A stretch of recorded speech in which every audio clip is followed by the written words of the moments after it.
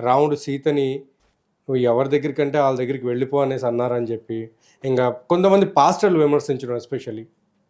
And మరికొంతమంది అసలు రామాయణం అనేది నిజమా కాదనే సందిగ్ధంలో పడిపోయి ఉన్నారు. తప్పకుండా నేను మొదలుపెట్టే ముందర మీకు ఐరా మీడియా ప్రేక్షకులకి జయ శ్రీరామ. ఇదే నా మొదటి ఫేస్ టు ఫేస్ ఇంటర్వ్యూ. ఇప్పటివరకు నేను ఎప్పుడు బయటికి వచ్చి ఇంటర్వ్యూలు పాడ్కాస్ట్లు చేయలేదు. Thank you. ఇప్పటివరకు రాజుగారి దగ్గర ఆయన దగ్గర ధర్మ మార్గంలో చేయడం తప్ప బయటికి రాలేదు. సరే, మీరు ఒక మంచి ప్రస్తావన తెచ్చారు. ఇది ఎప్పటి నుంచో జరుగుతున్నటువంటి అపనిందలు నడుస్తున్నాయి రామాయణం మీద.